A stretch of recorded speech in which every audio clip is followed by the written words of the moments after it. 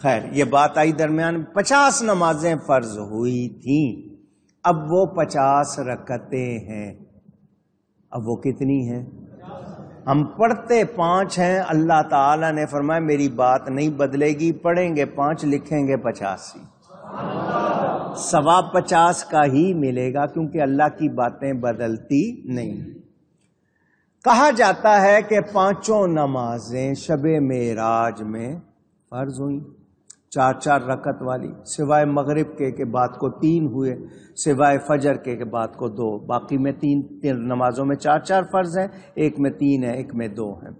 ایسے ہی کہ جمعہ کی نماز جو فرض ہوئی کہ اس میں 2 رکعتیں، 2 رکعتوں کا ٹائم خطبے کو دیا گیا۔ ایسے ہی سفر میں 2 رکعتوں کی تخفیف ملی کہ جو سفر میں ہوگا فرض رکعتیں اگر اکیلے نماز پڑھے گا تو 4 کی جگہ 2 پڑھے گا، یہ آپ کے لیے رعایت کی گئی۔ حضرت سیدنا امام اعظم ابو حنیفہ رضی اللہ تعالیٰ عنہ کے نزدیک صبح کے وقت کے خروج کے بعد نماز باطل ہو جاتی ہے، بخلاف دوسری نمازوں کے اگر انہیں وقت میں شروع کیا جائے۔ کیا مطلب کہ اگر آپ فجر کی نماز وقت کے اندر شروع کر دیں اور پوری کرتے کرتے وقت پورا ہو گیا درمیان میں اور نماز پوری نہ ہوئی، شروع کی آپ نے آخری منٹ میں، پہلی رکعت تو آپ پڑھ رہے، اتنے میں فجر کا ٹائم ختم ہو گیا، تو وہ باطل ہو جاتی ہے۔ سمجھ آئی آپ کو؟ ہم نماز کو نماز کے وقت میں پڑھیں۔ ان الصلاۃ کانت علی المؤمنین کتابا موقوتا، بے شک نماز مومنوں پر فرض کی گئی ہے، اس کا وقت رکھا گیا ہے۔ ایک ہوتا ہے اول وقت، ایک ہوتا ہے افضل وقت۔ آپ کو یہ لفظ میرے ساتھ دہرانے ہوں گے، ایک ہوتا ہے اور ایک ہوتا ہے، یہ یاد کر لیں۔ مثلا فجر کا وقت ہو گیا، اذان ہو گئی، صبح صادق کے بعد اذان ہو گئی، وہ اول وقت ہے، اور جب سفیدی ظاہر ہو جائے، اسفرو کے الفاظ حدیث میں کہ سفیدی ظاہر ہو جائے، وہ افضل وقت ہے۔ اول وقت میں نماز پڑھیں گے، نماز ہو جائے گی۔ ایک ہوتا ہے اول وقت، ایک ہوتا ہے گرمیوں میں ظہر کا وقت، زوال کا وقت ختم ہو گیا، ظہر کا وقت شروع ہو گیا، لیکن تھوڑا ٹھنڈا کر کے پڑھنا افضل ہے۔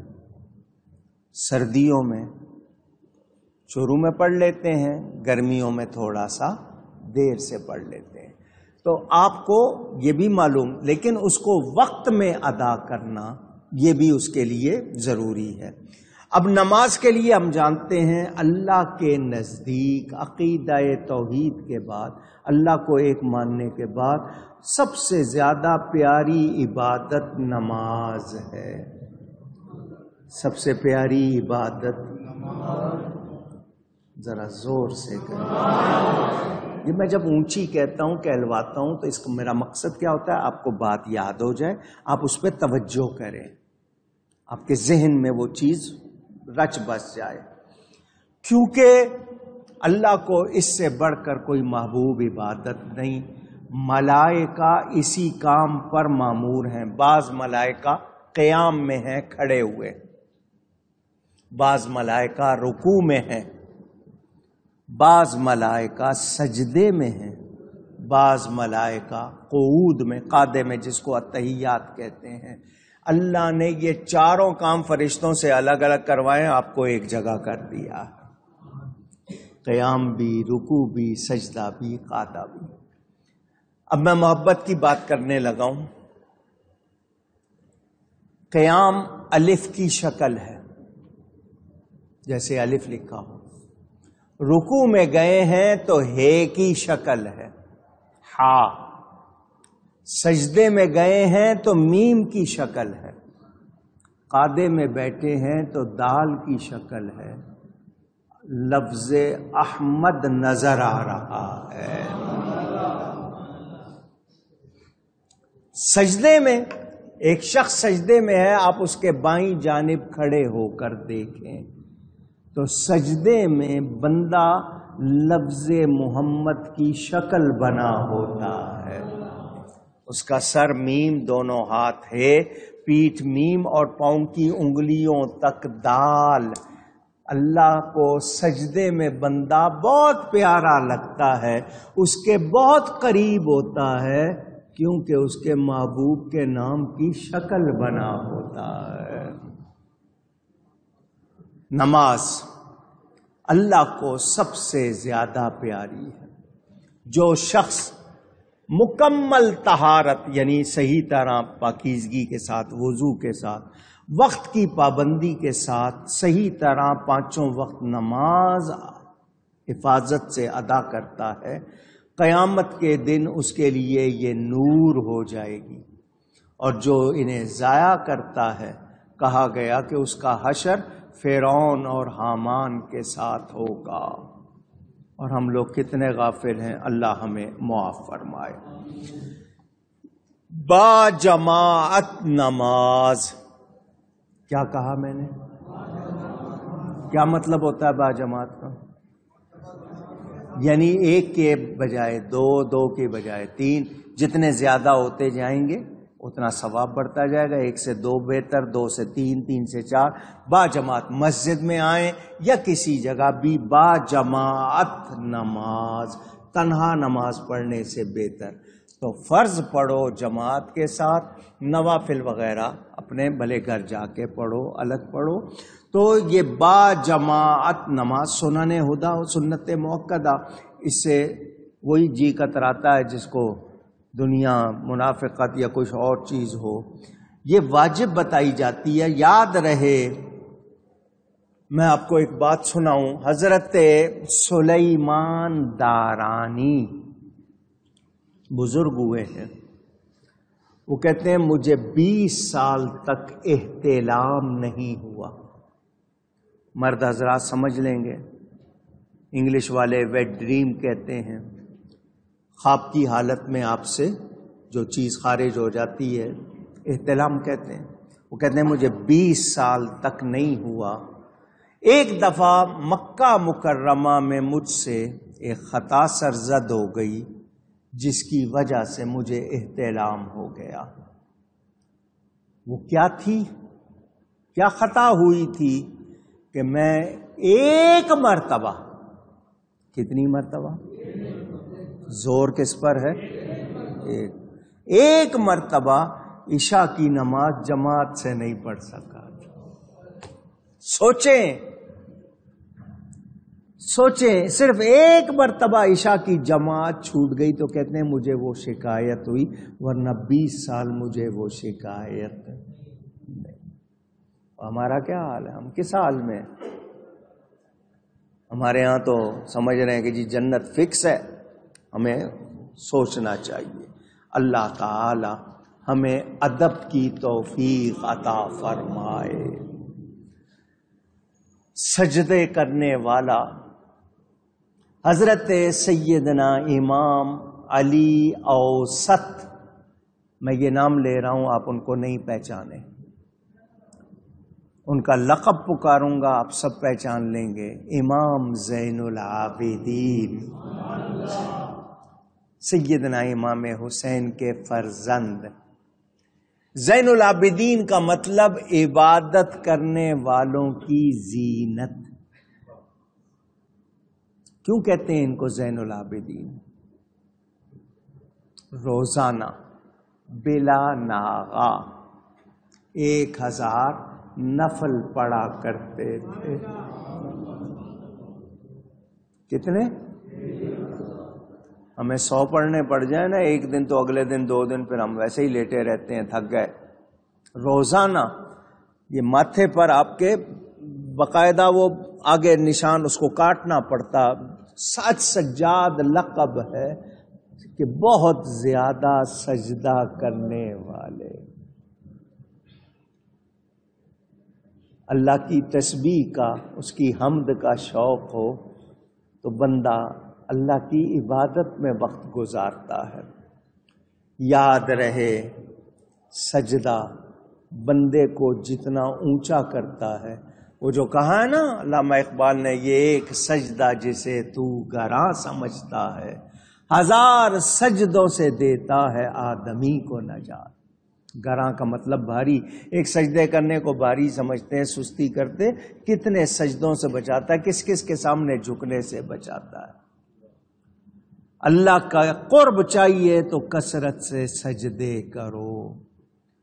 اللہ فرماتا ہے میں وہ اگر الفاظ قرآن کے کہہ دوں گا تو آپ پر سجدہ لازم ہو جائے گا کہ اللہ کے قریب ہونا چاہتے ہو تو سجدہ کرو۔ سورہ اقرا کی آخری آیت جو ہے وہ اگر میں پڑھ دی تو آپ پر سب پر سجدہ لازم ہو جائے گا۔ قریب ہونا چاہتے ہو تو سجدہ کرو، سجدہ کرو، بدن کا سجدہ اور روح کا سجدہ۔ اب اس کے بعد دل کا سجدہ، اگر اس میں جاؤں تو سب نہیں سمجھ پائیں گے۔ ہم 7 اعضاء پر سجدہ کرتے ہیں، یہ ماتھے کی لے سے ناک تک یہ پورا حصہ زمین سے لگا دینا، اگر ناک کا یہ حصہ نہیں لگتا سجدہ نہیں ہوتا۔ دونوں ہاتھوں کی 5 انگلیاں اور ہتھیلی، دونوں گھٹنے اور پاؤں کی انگلیوں کے پیٹ، پاؤں کی انگلیوں کے، یہ جو ناخن والا حصہ ہوتا ہے نا انگلی کا، اس کو انگلی کا سر کہتے ہیں، اور یہ جو گوشت والا حصہ ہوتا ہے اس کو انگلی کا پیٹ کہتے ہیں۔ 5 انگلیوں کی جو پاؤں کی انگلیاں، ان کا پیٹ سجدے میں زمین سے لگنا چاہیے۔ 1 انگلی کا پیٹ لگنا فرض، 3 کا لگنا واجب، 5 کا لگنا سنت۔ اگر 1 انگلی کا پیٹ اتنی دیر بھی زمین سے نہیں لگا جتنی دیر میں اللہ اکبر کہا جاتا ہے تو سجدہ نہیں ہوگا۔ سجدہ، میں جب چھوٹا تھا عمر کے لحاظ سے، ویسے بھی اب بھی چھوٹا ہوں لیکن اس وقت عمر کے لحاظ سے چھوٹا تھا، تو میں نے جب یہ نماز سیکھی تو میں نے والد صاحب قبلہ رحمۃ اللہ علیہ سے پوچھا تھا، یہ انگلیوں کا پیٹ بہت سے لوگوں کا ہم دیکھتے ہیں انگلیاں کھڑی رہتی ہیں ان کی، وہ پوری طرح اس کو موڑتے نہیں ہیں، تو یہ انگلی کا پیٹ لگنا کیوں ضروری ہے؟ تو انہوں نے جو مجھے جواب دیا تھا وہ میں آپ کو سنا رہا ہوں۔ وہ کہتے تھے کہ سجدے میں بندہ لفظ محمد کی شکل بنا ہوتا ہے، اور یہ انگلیوں کا پیٹ اگر زمین سے پوری طرح نہ لگے تو دال پوری نہیں بنتی، دال پوری نہیں بنتی۔ تو جب نبی کا نام پورا نہیں ہوگا تو سجدہ کیسے پورا ہوگا؟ ہم لوگ اس میں کوتاہی کرتے ہیں، اکثر لوگ پیٹ نہیں لگاتے، تو یہ بندہ اللہ کے قریب ہو جاتا ہے سجدے کی حالت میں، اس کو بہت پیارا لگتا ہے۔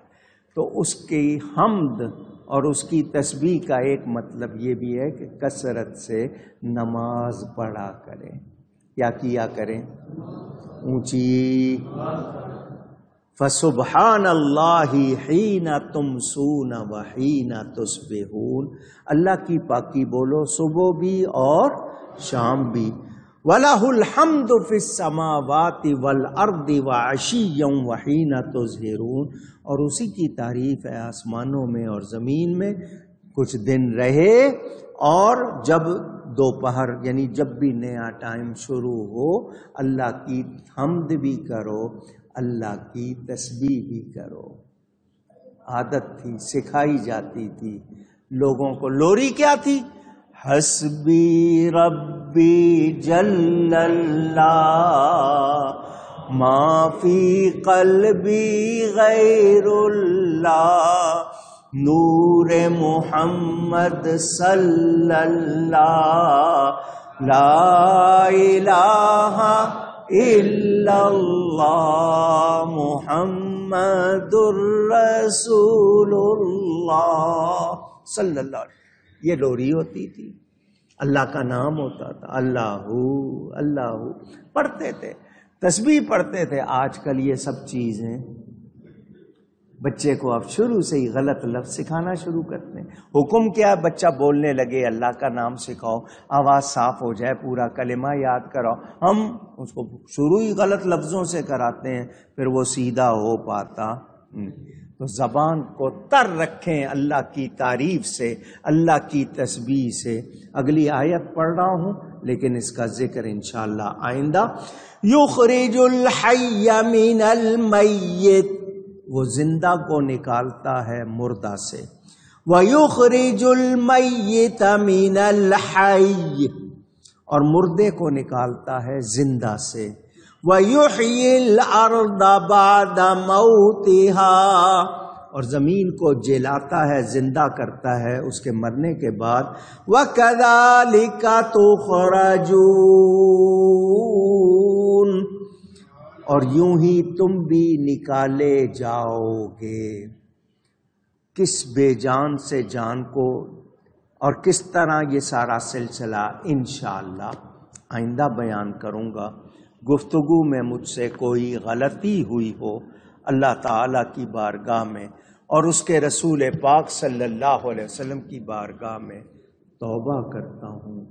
پیغام یہی کہ ہر وقت اللہ کی تعریف، کسی کی تعریف کرنی ہو تو کہیں ماشاء اللہ، اللہ نے آپ کو بہت اچھا بنایا ہے، ماشاء اللہ، الحمدللہ آپ کی آواز بہت اچھی. لیکن ہم اللہ کا ذکر کرتے، کھانا کھایا ہے تو کیا کہنا ہے؟